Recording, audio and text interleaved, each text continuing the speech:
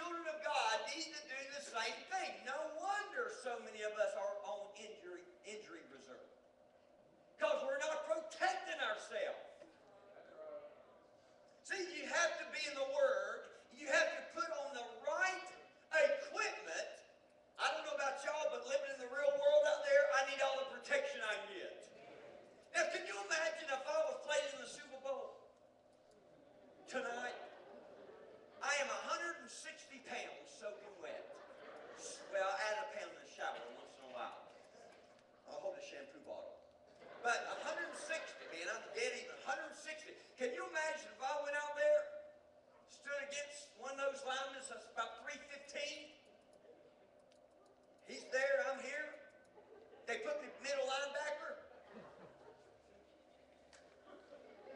Here he comes. And I'm just like this. Honest to God. Ah! And I'm not a sissy, but I'm going to run.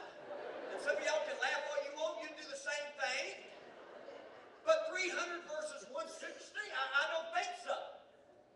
But God gives us the wisdom to put the protection on so when you are hit,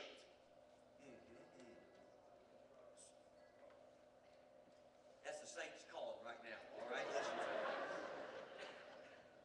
When things hit you and they weigh more than you and they're bigger than you and that giant is looking at you and that mountain crumbles and that earthquake rumbles and all of a sudden you fall, you got to understand God has protected you time and time again.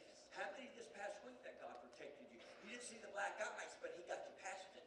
You didn't understand that car on the other side, but He got you through it. 5 years ago, God protected you. God watched over your family. And some things has happened in your family, and you're like, well, why did God let that happen? Let me tell you something. Let Him be God, and you keep trusting Him. But listen to me. God has protected us so much that we have trusted Him so much. That's the reason we're here today. But you got to put on the whole armor of God. Quit being injured and laying down and giving up because the other team has whooped your butt and now you've given up. Let me tell you something. The game of life is not over until God says it's over. What do you mean? He plays guard. A, He guards us with His power and He guards us with His presence. Number 3. This is good. Number 3, are y'all okay? Y'all thinking of that cube steak? Mashed potatoes with it?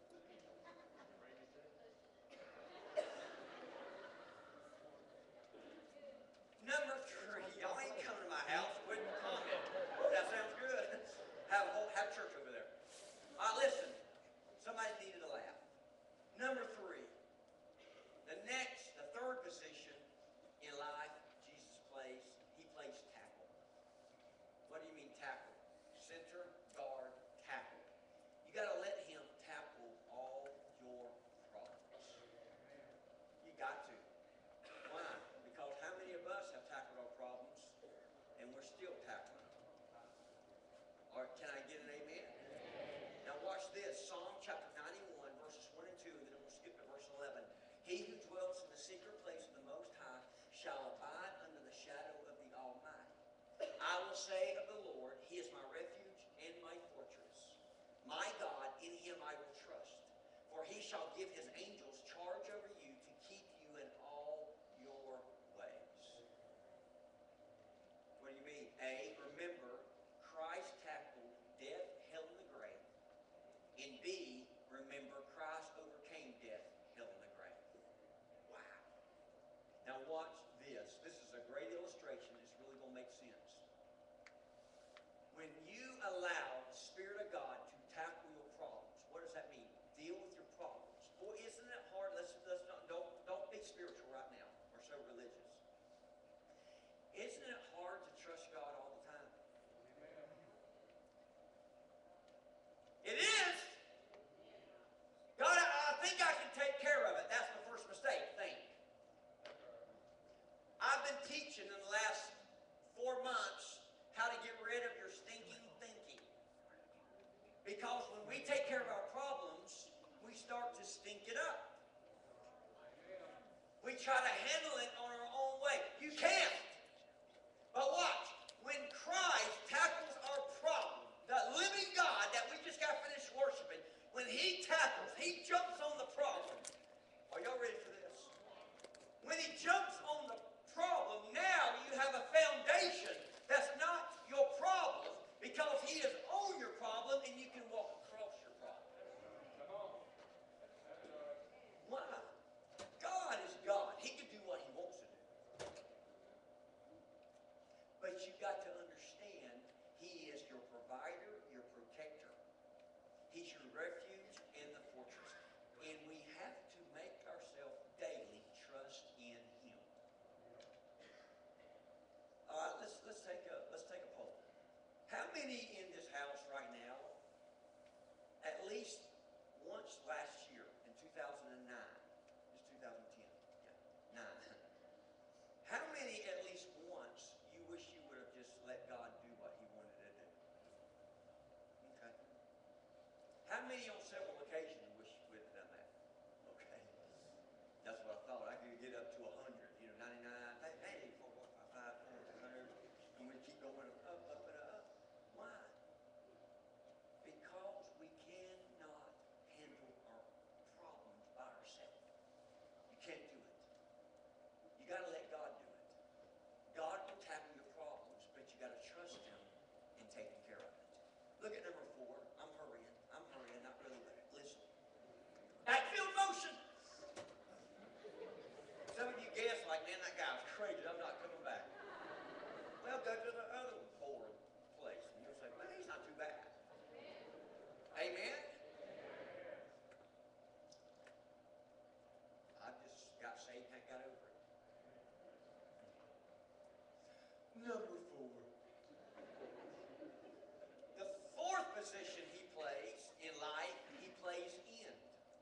Center, guard, tackle, end. What do you mean? Watch this. He will be with you at the beginning of your struggles, in the middle of your struggles, and at the end of your struggles. Hebrews chapter 13, the latter part of verse 5 says that I will never leave you nor forsake you. Hebrews 13:8, Jesus Christ is the same yesterday, today, and forever.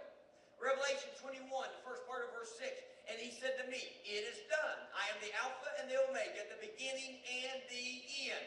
That means another position that He plays, He should play in our life, that He'll never leave us because He's the beginning and the end. When you were born, He was God, and when you die here, He will still be God. Even in the midst of your difficulties, God will be there. See, when the 4th quarter of this life is over, He's still there. Watch this. When you fumble the ball, you ever saw one of them little sissy kickers? You ever see them? They practice and then they miss the field goal, and they're over here by themselves. Aren't they? And you see them big old linemen, and they're all down here and he by himself. There was a championship game a while back. Guy missed it. They lost. Guess what? They showed him walking off the field, holding his head down with his helmet. Nobody was around him. Why is that? Because most of us likes winners. Let me tell you something. God loves winners, but He also loves losers. See, God will be with you not just in the 4th quarter, not just when you miss or make it. He'll be with you when the game's over. See, that's the kind of God I serve. When you're not there, He's there. When my friends leave, He's there. When my family abandoned, He's there. When your coworker does something, He's there. See, that's the